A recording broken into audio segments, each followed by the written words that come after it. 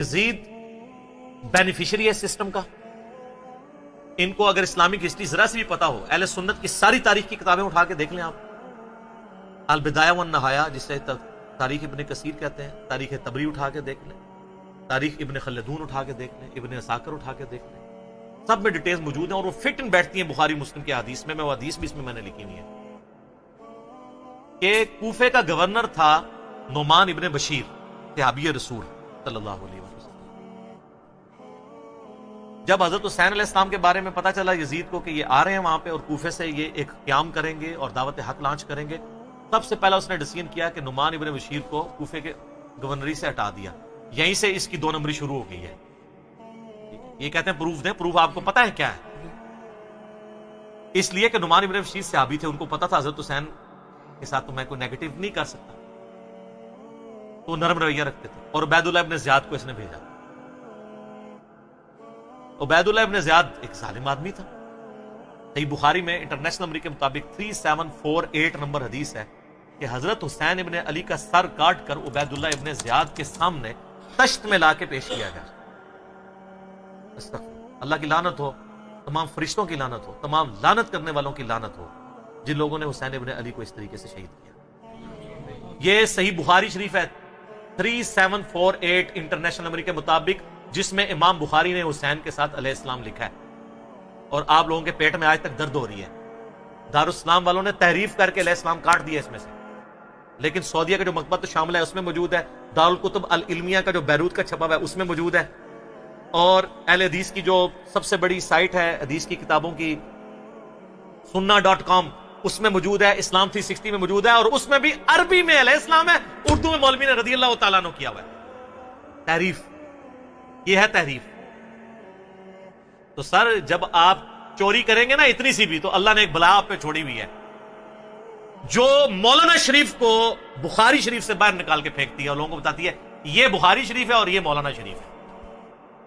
حسین ابن علی کا سر کاٹ کے سامنے رکھا گیا، اس نے کچھ کلام کیا تو حضرت انس ابن مالک پاس کھڑے تھے، تڑپ اٹھے. انہوں نے کہا سب سے زیادہ رسول اللہ کے ہم شکل حسین ابن علی تھے.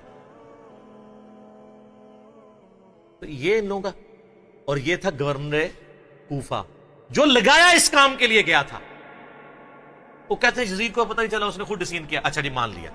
تو جب یہ خود اس نے ڈیسیژن کیا، اس کے بعد یزید نے پھر یقیناً اس نے عبید اللہ ابن زیاد کو جیل میں ڈلوا دیا ہوگا، کیونکہ آپ تمہیں کہانی کراتے ہیں کہ دریائے فرات کے کنارے کتا بھی پیاسا مر جائے تو حکمران کی ذمہ داری ہے. تو یزید نے پھر حسین ابن علی نبی کا بچہ جب قتل ہوا اتنے وہ اپنے بچوں کے ساتھ رشتہ داروں کے ساتھ، تو اس کو جیل میں ڈلوا دیا ہوگا. کوئی ضعیف روایت ہی لے آئے.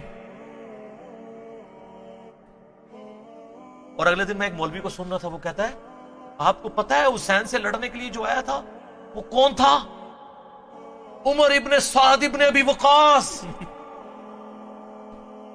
یہ اسی طریقے سے میں کہوں کہ وہ طوفان نوح کے اندر جو غرق ہو گیا، آپ کو پتا ہے کون تھا؟ وہ حضرت نوح کا بیٹا تھا.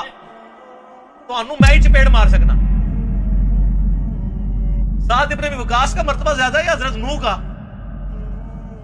تو آپ دھونس لگا رہے سعد ابن ابی وقاص کی ہمیں رضی اللہ تعالیٰ عنہ. وہ تو اشرم و اشرم میں سے. نوح کا بچہ اگر کافر نکلا ہے تو سعد کا بچہ اگر غلط نکلا ہے، وہ پھر کہتے ہیں وہ نبی کے ماموں تھے. او یار کہانیاں کرانی بند کرو.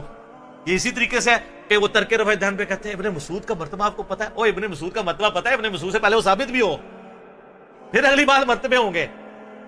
ناموں کا روب. سعد ابن ابی وقاص تو سر آپ کو، ہمارے تو وہ لیڈر ہیں، میں نے کتنی حدیثیں پیش کی ہیں. صحیح مسلم میں حدیث ہے 6220. انہوں نے تو حضرت معاویہ کے ساتھ پھڈا لے لیا تھا جب حضرت علی پہ سب و شتم کروانے لگے تھے. سعد ابن ابی وقاص جیسا تو شیان علی کوئی نہیں تھا. آپ ہمیں بتا رہے ہیں اس کا بیٹا تھا. اس کے بیٹے کے کرتوت بھی صحیح مسلم میں موجود ہیں. وہ ابے کو سب سے زیادہ پتا ہوتا ہے نا میرا بچہ کیا ہے. ابھی تو کربلا ہوا نہیں ہوا تھا. صحیح مسلم اٹھا کے آپ جا کے نا عمر ابن سعد لکھیں اور صحیح مسلم کو سلیکٹ کریں تو حدیث آئے گی کہ حضرت سعد ابن ابی وقاص بیٹھے ہوئے تھے، ان کے سامنے ایک اونٹ سوار آیا. تو ساتھی کہتے ہیں کہ حضرت سعد ابن وقاص نے کہا اے اللہ اس اونٹ سوار کے شر سے میں تیری پناہ میں آتا ہوں. اور جب وہ اترا تو ان کا بیٹا تھا عمر ابن سعد. سعد ابن وقاص تو اپنی زندگی میں اپنے بیٹے کو شیطان کی طرح سمجھتے ہوئے اللہ کے حضور جو ہے وہ پناہ مانگا کرتے تھے. اور دیکھ لیں سعد کی پھر کرامت ویژن دیکھ لیں. اور وہ آگے کہتے ہیں ابا جی سارے لوگ خلافت میں، آپ بھی کوئی حصہ لے لیں، کوئی گورنر شورنر بن جائے. شروع تو ہی لالچی سی، اور اسی کو رائے کی لالچ دی تھی. میں بتا رہا ہوں تاریخ اسلام میں جو جو باتیں ہیں نا آل امیہ کی بدماشیوں کو ہائی لائٹ کرتی ہیں، فٹ ان بیٹھتی ہیں بخاری مسلم میں۔ یہ لشکر لے کے آیا تھا حضرت حسین ابن علی کے خلاف لالچ میں، اس کا اشر کیا ہوا بعد میں؟ تو یہ پورا پلان ہوا تھا، اور اگر کہتے ہیں نہیں یہ حادثاتی طور پہ ہو گیا تو بعد میں پھر سزا دینی چاہیے تھی، کوئی سزا نہیں دی ہے۔ الٹا اس کے اوپر آپ کو پتا ہے مدینے والوں نے بیعت توڑ دی تھی یزید کی، حالانکہ وہ پہلے بھی تلوار کے زور پہ لی تھی حضرت معاویہ نے رضی اللہ تعالیٰ عنہ۔ ہم تو رضی اللہ عنہ ہی کہیں گے، ہماری مجبوری ہے، قانون نبی دا منہ ماردا ہے، قانون نبی دا منہ نہیں ماردا، تو آج تک یزید کی وکالت کر رہے ہو، لیکن ہم صرف نبی علیہ السلام کو دیکھنے کی وجہ سے احترام کرتے ہوئے رضی اللہ عنہ کہہ دیتے ہیں۔ یہ فرق ہے علی کے شیعہ میں اور معاویہ کے شیعہ میں۔ علی کے شیعہ پھر ایسے ہوتے ہیں، شیعہ پولیٹیکل ٹرم۔ تو اہل مدینہ نے بیعت توڑ دی، جو یہ پیش کرتے ہیں بخاری مسلم سے کہ عبداللہ بن عمر لوگوں کو سمجھاتے تھے یزید کی بیعت نہ توڑو، تو وہ جو جن لوگوں کو سمجھا رہے تھے انہوں نے انجینئر صاحب کی ویڈیوز دیکھ کے بیعت توڑی تھی۔ وہ کون تھے؟ وہ بریلوی تھے، جو بندی تھے، اہل حدیث تھے، شیعہ تھے، کون تھے؟ صحابہ اور تابعین تھے جو بیعت توڑ رہے تھے۔ تو اس سے یہ بھی تو ثابت ہوتا ہے،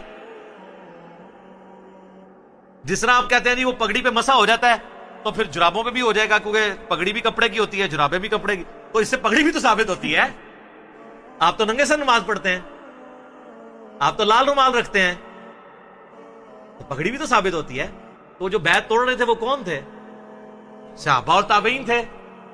حضرت ابن عمر ان کو روکتے تھے، اس لیے روکتے تھے کہ ان کو پتا تھا کہ جب یہ بیعت توڑیں گے تو ان کے ساتھ وہی کچھ ہوگا، اور اسی وجہ سے حضرت حسین کو بھی ابن عمر سمجھایا کرتے تھے۔ میرا یوٹیوب پہ کلپ بھی ہے، یہ جو ایک انہوں نے ایک اور چھوڑی ہوئی ہے نا بات کہ جی وہ حضرت حسین نے 3 شرائط رکھ دی تھی، اتنی بڑی کہانی کرائی ہے، اس کے اوپر میرا کلپ موجود ہے، میں تو اس پہ گھنٹوں زبانی بول سکتا ہوں۔ تو پھر جب وہ بیعت توڑی ہے تو اس نے مدینے کے اوپر چڑھائی کروا کے واقعہ ہررا ہوا، بخاری مسلم میں درجنوں حدیث ہے، کس طرح قتل و غارت ہوا، عورتوں کی عصمت دری ہوئی، اور پھر ساتھ ہی اس کے بعد خانہ کعبے کے اوپر چڑھائی کی، کیونکہ عبداللہ ابن زبیر بھی نہیں بیعت کر رہے تھے یزید کی۔ خانہ کعبہ کا غلاف اور ایک دیوار ڈیمیج ہو گئی، پھر یزید مر گیا، تو پھر حضرت ابن زبیر نے کہا تمہارا شیطان مر چکا ہے، واپس جاؤ۔ پھر وہ واپس گئے، پھر 9 سال تک ابن زبیر نے خلافت قائم کی مکے کے اندر اور مدینے کے اندر۔ حضرت حسین ابن علی کے بعد ان کو خلافت کا ایک موقع ملا۔ تو اس طریقے سے یہ چیزیں بالکل کلیئر ہیں، لیکن وہ بات میں مولانا اسحاق صاحب والی کروں گا کہ بات اس لیے سمجھ نہیں آتی کہ آپ یزید سے شروع کرتے ہیں۔ جب تک آپ بات پیچھے سے شروع نہیں کریں گے آپ کو بات سمجھ نہیں آئے گی۔ اگر آپ 1857 کی جنگ آزادی کو نہیں سمجھیں گے آپ کو 1947 میں 2 قومی نظریہ سمجھ میں نہیں آئے گا، اور جب تک 1947 میں مسلمانوں کی قربانیوں سے جو ملک بنا ہے وہ آپ نہیں سمجھیں گے تو آج آپ کو نہیں سمجھ آئے گی کہ پاکستانی عوام کیوں اسلامی نظام یہاں پہ چاہ رہے ہیں۔ اس لیے کہ وہ کہتے ہیں ہمارے بزرگوں نے پاکستان بنایا اس لیے تھا کہ پاکستان کا مطلب کیا، لا الہ الا اللہ۔ یہ سیکولر اینکر بیٹھ کے جو باتیں کر رہے ہیں ان کو یہ کیسے سمجھ آئے جب تک آپ پیچھے نہیں چلیں گے؟